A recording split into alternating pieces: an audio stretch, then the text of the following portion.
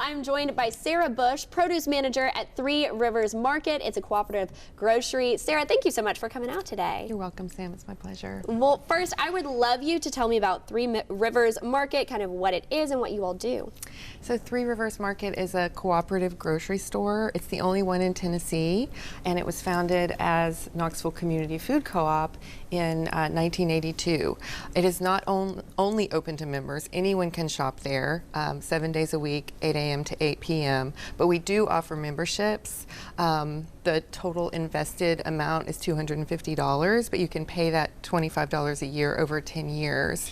And that affords all kinds of discounts, voting for the board of directors, and voting for store operational decisions. Then once you're vested, when the store makes a profit, you get your dividends back based on how much you've spent. So cooperatives keep the money, the wealth in the community in so many ways, and giving power to the customer instead of some like anonymous shareholder somewhere in a boardroom in another state. Right. So, and we also really prioritize supporting local vendors, local makers and growers, farmers.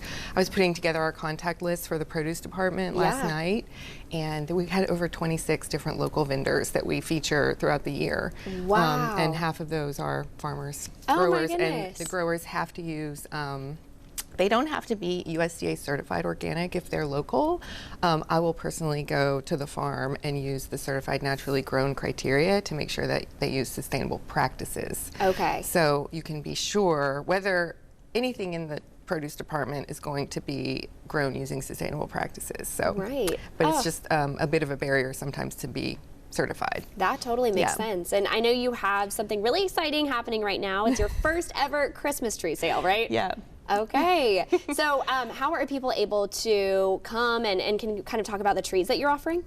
Yeah, well, the trees we're offering are called the Fraser fir. Okay. It's a really special tree that is native to the southern Appalachian Mountains. Actually, it's only endemic to 7 different ranges within the Appalachian Mountains at a certain elevation. And now it's grown and sold all over the East Coast and in Oregon as Christmas trees. But the farm is a 600-acre beautiful mountainscape just over the North Carolina border. There's me picking up the trees from the farm. I love it. Oh. Yeah, high in the mountains. It's run by the Jones family, super sweet family. They're very family oriented. They sent me this really cool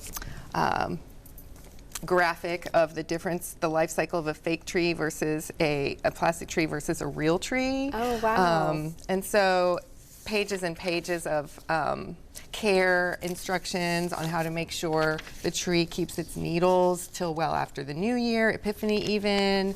So it's really all about the way that the tree is grown and then the way that the post-harvest handling. So we recut each stem, like as if it was a flower, Right. trunk, and put it in its own bucket of water.